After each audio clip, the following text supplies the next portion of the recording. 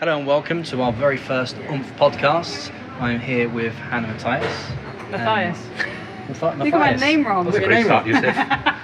Oh, I've got to start again now. No, you don't. That was fine. We've known for literally 2 years. Why is it Oomph in that? I'm here with Hannah Matthias That's right. and James Donaldson, where we're going to be talking about all things Oomph. Yeah. So, Just glad you managed to get my name right, Yusuf. well, James Donaldson's a little bit easier. Can't really You're go going to wrong be with putting that. me up on pronunciations all through this, aren't you? So we're here live at Kinninilk. Very thankful for them to have us here. They've given us some coffees here too, so that's very kind. And we're here to discuss all things education and what Oomph is. Yes, so what is Oomph? Essentially a podcast and a video cast, I guess. Is it a video cast or what? It's Vlog? A vlog, you know, But it's we'll going on see. YouTube anyway. It is a podcast that we're trying to develop around all things teaching, learning, support, educational chat, really, whatnot, and to share with the community. So most of our kind of audience, really, I guess, is teachers and lecturers and SAs, managers, anyone who's educated around. Oh, that's totally the wrong thing to say. Anybody who's educated. Anyone who's in the educational field. So we're for the educated class, is that? Anyone who works in education. You mere There's a real labour. art to this. You isn't mere there? labourers are. Yeah. I Learn mean, as you go along, please. yeah. So anything. Yeah. So we're developing this as we go along, and we're still working on the format and things around it. But I guess through the Internet of Things, we have the ability through our laptop, a phone, and a camera to record a podcast and publish that out there. Yeah, and I think it's also worth saying we've got our 360 camera. Yeah, we've got a GoPro Fusion. So you should be able to see us in 360 with headsets on as well if you want to. And If in, you really want that immersive experience. Yes. and in VR. Yes. If you really wanted So, to. yeah. To be fair, it is a very delightful coffee shop we're in today, so it probably is more visual light than the three of us. And it's fair to say that's what we're hoping gives this our oomph. Yes. Yeah, absolutely. Well So,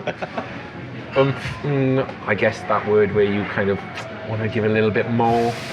That's the kind of provenance of this, really. You know, just kind of take things forward, chat a bit, put things out there, see what sticks. Really, there isn't really a hard and fast format.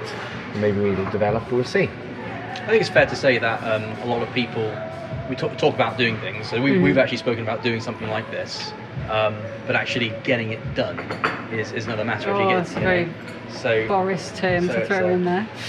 That's not, yeah, well, you know, this is not a politically aligned. Politically agnostic. No, Yes. politically agnostic, sit very much on the fence. Whether it's, yeah. We'll No. take anyone's sponsorship. I'm joking. That's it. The sponsorship is welcome if you Red, blue, green. But no, it's about looking at what essentially has motivated us to want to do this, what's motivated other people to want to do what they want to do, and what's going on beyond. And we're looking at our first topic as well, isn't it? As well. So what's our first? Yeah, so our first topic today is going to be what is your ideal classroom?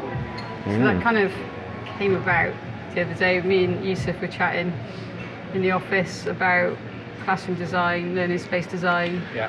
and based on some projects we're working on at the moment, what kind of things do you need in a classroom? What things you don't need in a classroom? Like, particularly my field is technology. Your expertise is ALN, I suppose, with other stuff on top. now. Legality. Legality. If it You're ain't teaching right, and learning goes to James. primarily. So it's kind of like looking at it from all aspects, like what is the ideal classroom? I guess classroom in the widest sense, Hannah, in that. Yeah, it could be we're- anything. So I'm quite interested in learning space design, just generally like architecturally and furniture design and that type of thing. But also how technology works within that too. But I won't go into too much detail because we'll have a chat about what your ideal classroom is, Yusuf. Yeah, well, so it's interesting because often I'll be sitting in a space and I'll be thinking, this could be a classroom. It's like this coffee shop, for example, we're here, and that's part of the reason why we're doing this in different spaces. Like, we're having a conversation and we're talking about stuff, we're engaging in ideas, we're developing those ideas. So why isn't this a classroom, in some ways? Is it the ideal classroom? Is there an aspect of this that could be in the ideal classroom in terms of... You've got a coffee shop, that's pretty ideal, isn't it? It's not bad. It's not bad as we started. I mean, it's no pub, but you know. Right. Oh, yeah, you won't get me one of those. So no, I think it's, and even you know, we were in St David's too, a big shopping mall, and I've often thought when you're walking through there, if you imagine you're walking through a shopping mall and the way it's designed, well, what if those shops were like learning areas, for example, and the way in which they're targeted to grab your eye and grab your attention. Well, in many ways, I could see like a school or something like that operating in a similar way, where actually we're trying to have spaces that are really engaging, really interesting, so people would naturally want to go there. So the idea of classroom, hopefully, when you open it, is something that's really interesting. Which leads us on to something that, so what we're trying to do with this as well, by the way, is to engage debate through Twitter as well. So simply that leads us very on to what Joe Hill has said. So Joe is tweeting at MR5 Hill, which I'm assuming is Mrs. Hill, who talks about natural light, space, good acoustics, tech that works, it's clean, and says that in September her school went from an old building, a 1970s one, so I imagine that brought challenges, to a brand new one, and she said that actually the impact on behaviour for learning was incredible. Same teacher, same learners, massively increased the productivity and outcomes. So that's an interesting concept there around the architecture. Yeah, it has a massive space. motivational effect on people. Yeah. I think that's important. That if you've got a place that doesn't look like an inspiring learning environment, then that has to be paid attention. You've got to be careful of that though as well, because you've got many a great lesson has been taught in a cabin, hasn't it? And, absolutely. It's not the panacea for everything, is it? About a new building. But it is. If we're looking for that ideal, then it is something that you go inside and you feel like inspired. But I also like to be like quietly inspired. I'm not a big fan of like classrooms where everything's so on show and on display that I think if there's an issue of distraction. So it needs to be something where you go inside, you feel you're motivated to learn. Actually, that learning process is going to happen. You're not going to be distracted by lots of things around you.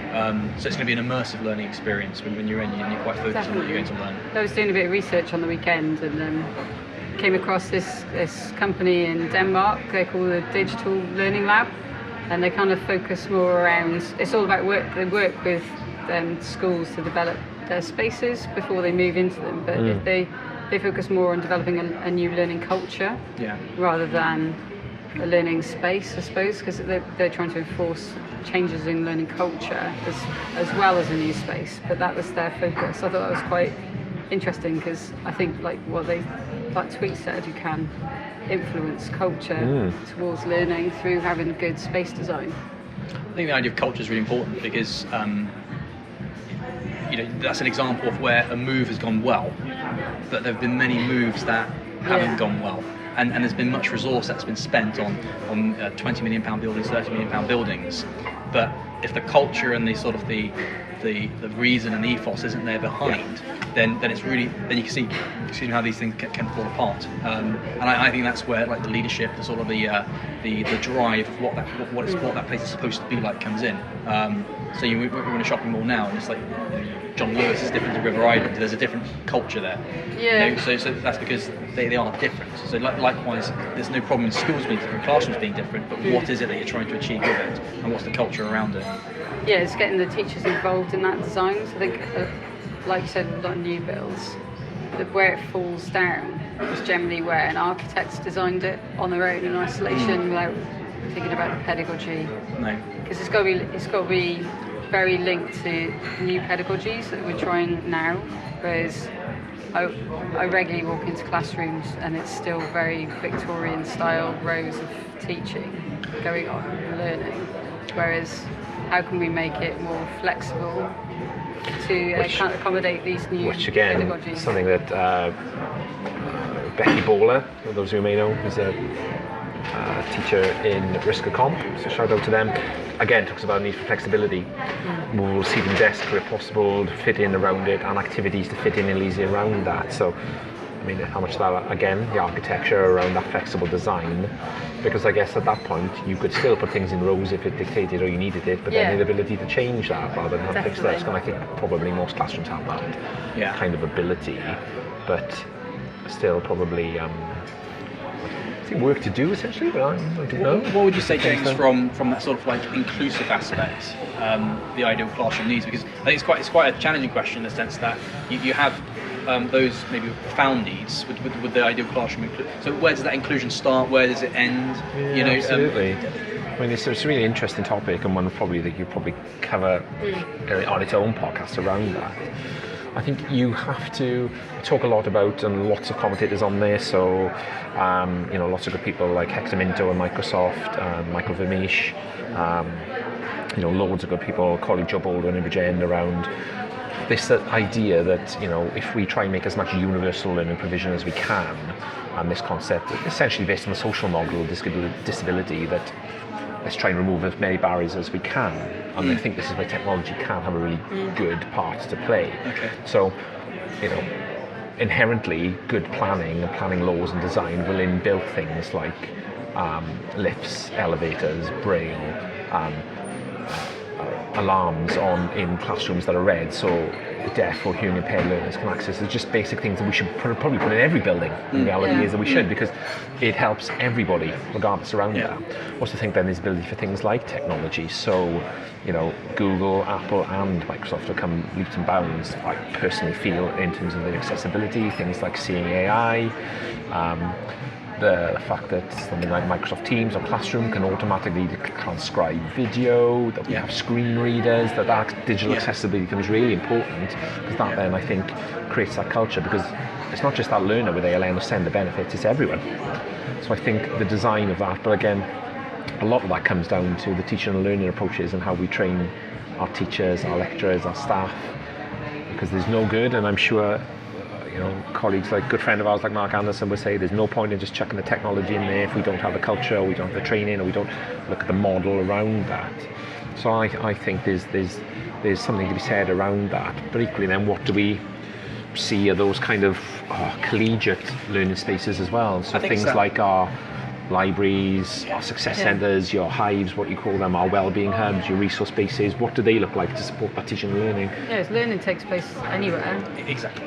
And I went to an event recently, and there was like a whole study around, they were tracking where learning took place via using the data of the Wi-Fi where the students were. Yeah. And a lot of informal collaborative learning was taking place outside of main lecture theatres, which was generally just a corridor.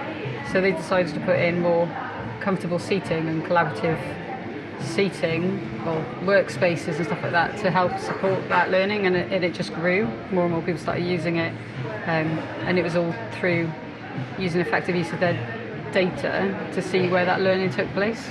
This stems from the Hole in the Wall project, doesn't it? As regards to Mitra in Indian village, having the computer to essentially transform that village's ability to educate. I think what's important is, as much as possible, you want those on the edges of education, if you like, so whether it's through profound needs, whether it's through engagement, to be included, so it's the norm. So if it's the case that, so within classrooms, you'd have learners be able to interact all walks of life, potentially all stages of life as well. Make sure the safeguards are right around that also.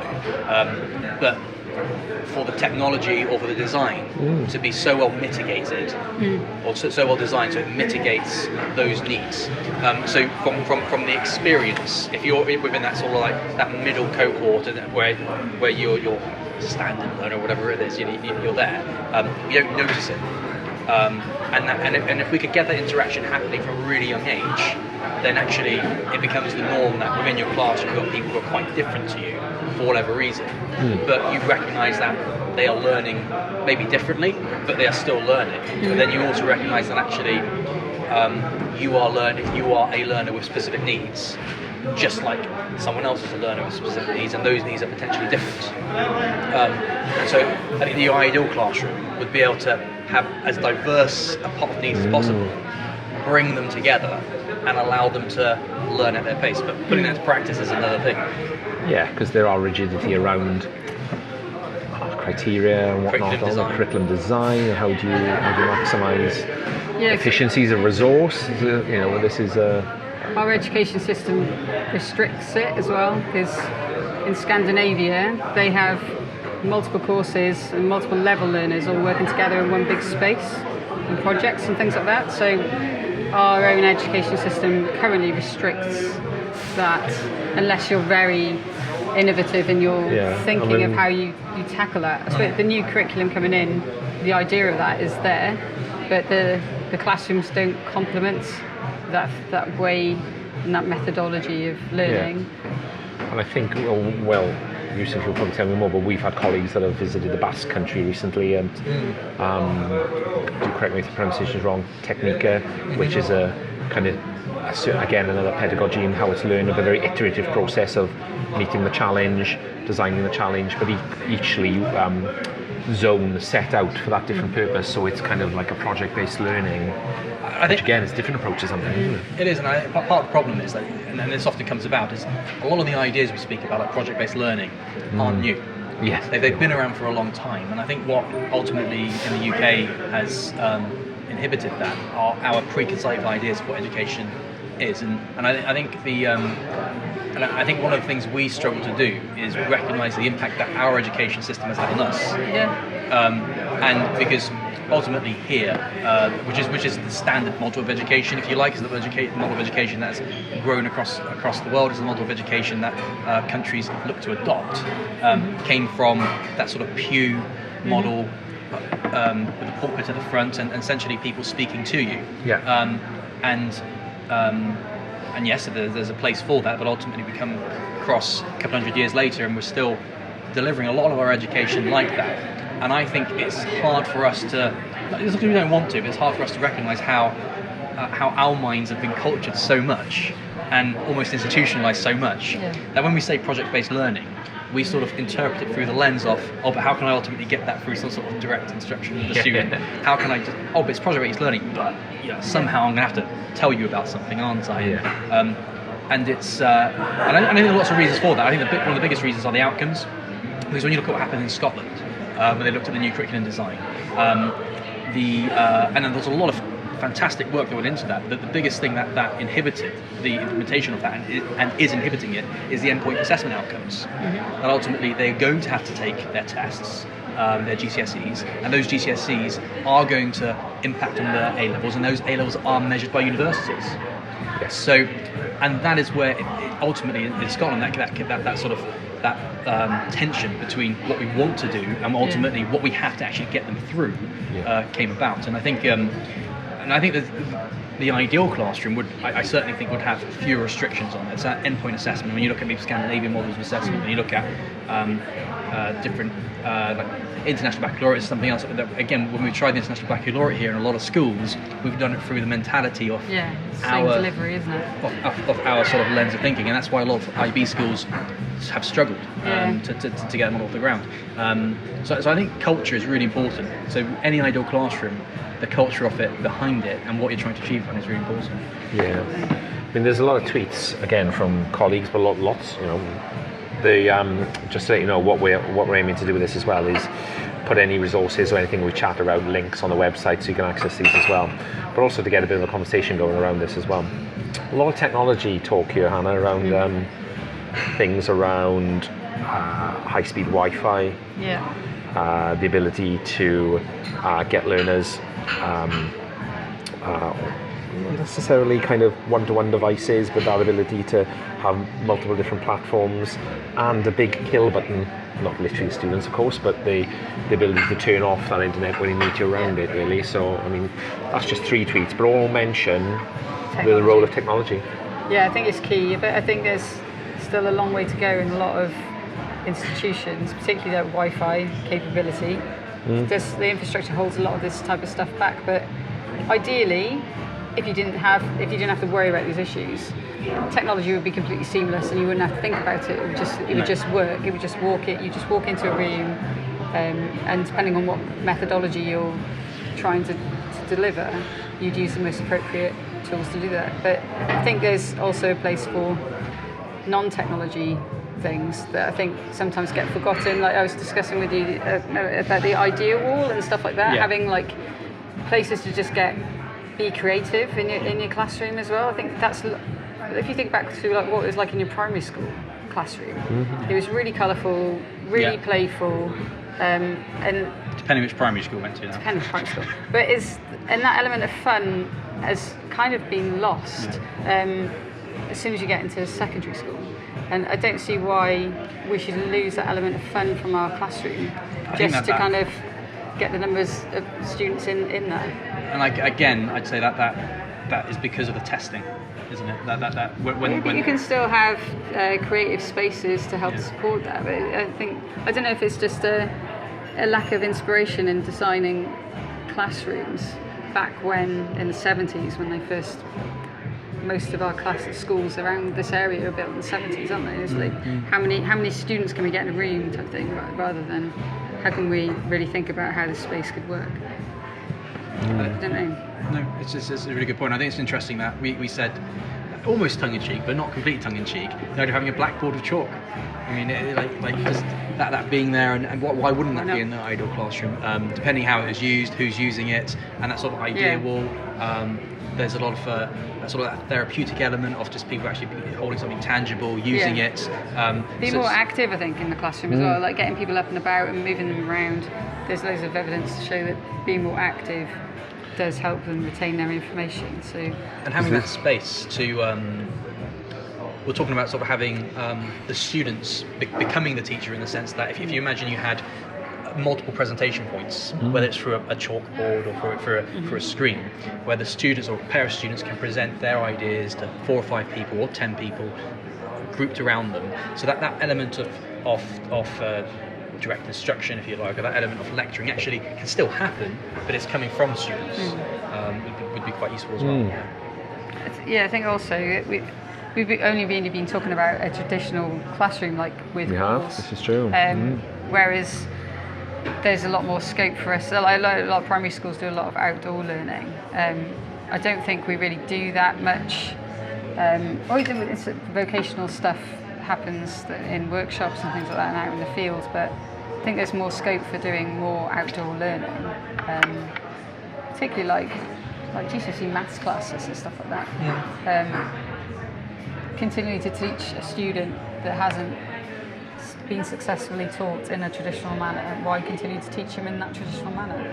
The stats show that, don't they? So when we're looking at the resit pass rate, we're down in the mid-20s in terms of those who have sat maths and English up to year 11. They then come to resit it again. The pass rate for that group of learners is 1 in 4 essentially past that on the resit opportunity. So it's interesting to see.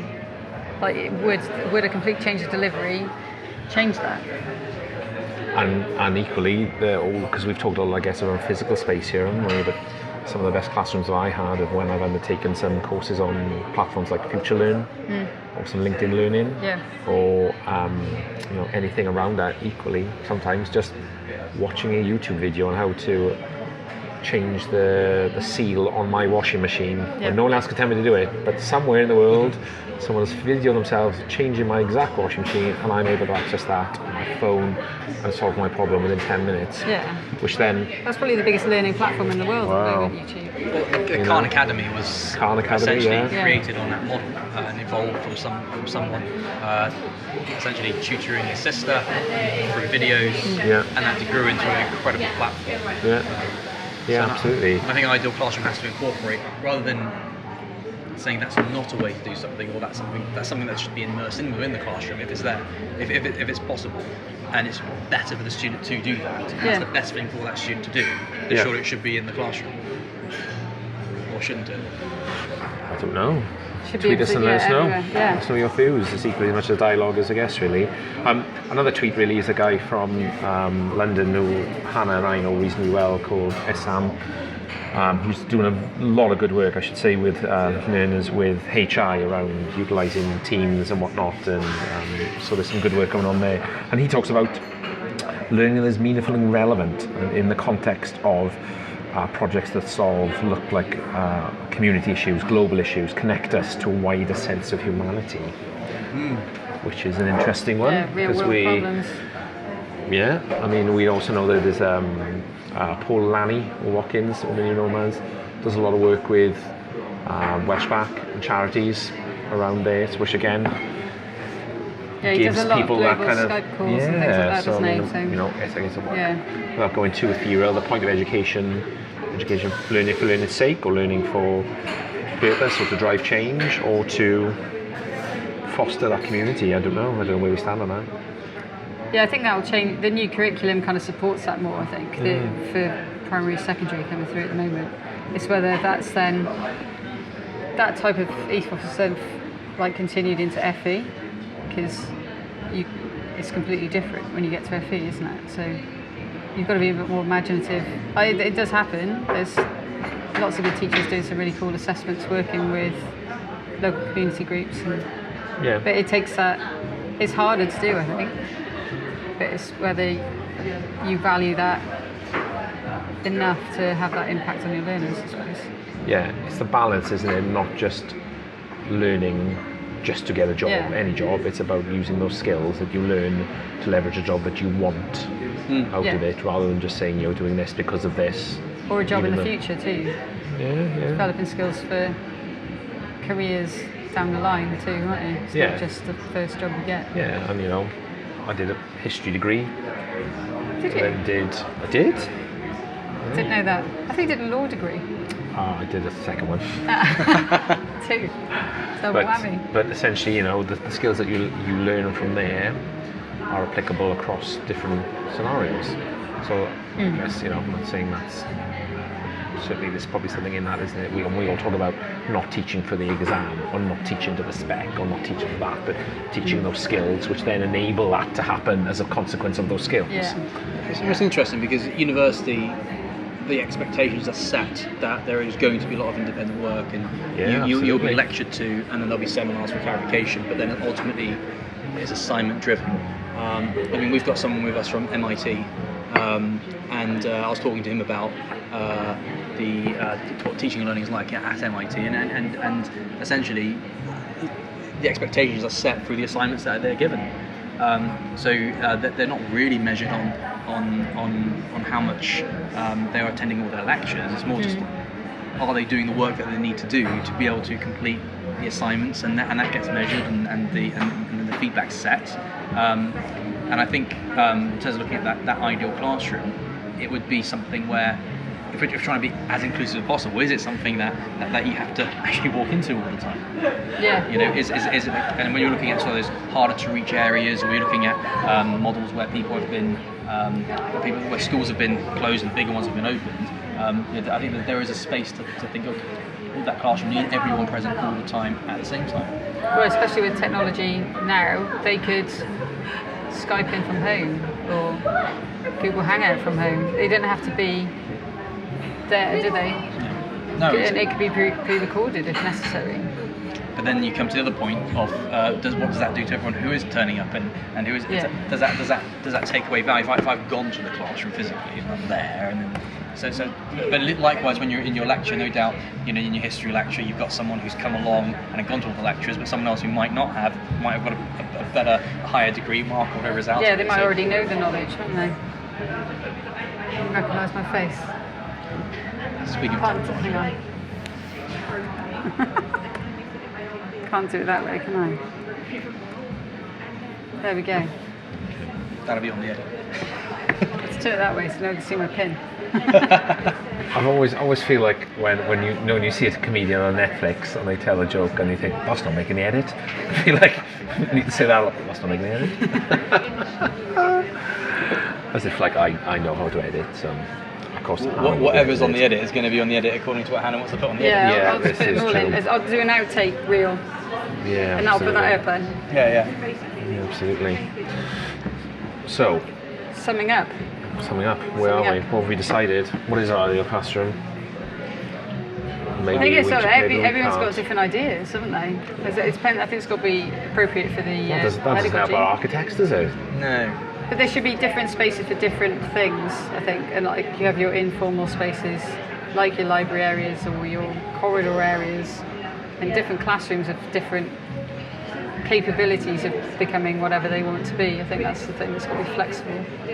Yeah, I think we've discussed that it needs to have that element of inclusion, Yeah. so as many people as possible can come to it and gain a valuable experience about it. We also discussed about it being somewhere that you go into and there's that sense of inspiration when you go in there. There's something that's going to inspire you while you're there, but that's very much set about the culture and the ethos. And we've also spoken about the that flexibility of the classroom, being able to change to different areas as well. Technology. Technology, simple things like air conditioning, lighting, having nice views can be inspirational. Not generally in the classroom, but just And I around think, the around as a teacher, just knowing that you have got the right number of chairs, that the teacher before you has put the iPads back on charge, all of those little marginal gains, I guess. Those base needs in there, definitely. You've got them sorted, absolutely.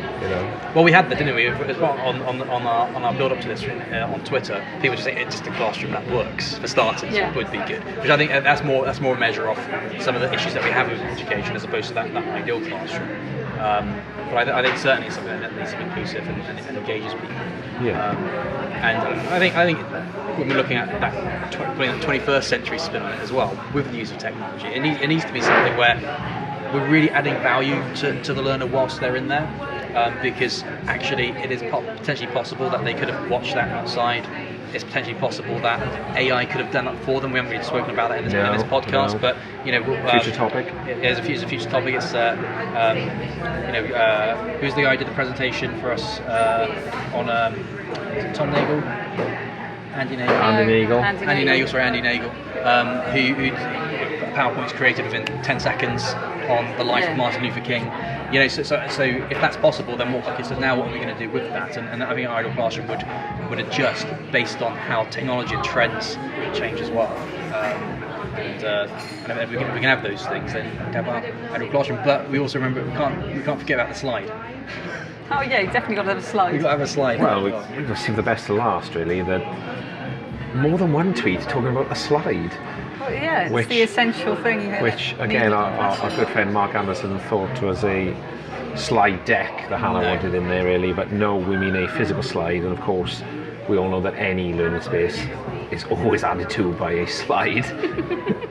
Google have a slide. Yeah, I mean, I'd love to hear if anyone is listening to this, any slide-based classrooms that you can send in by the tweets just to see where that is taking place, because versatile, isn't it?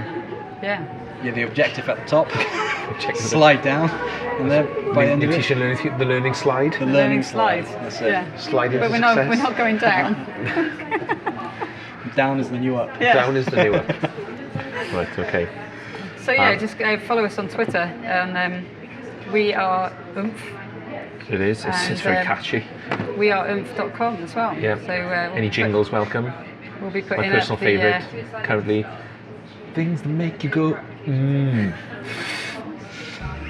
Nice. Yeah. Nice. Okay, Jay. Yeah, it's good. Right? We'll put that into our jingle somewhere. Yeah. That's not making the edit, is it?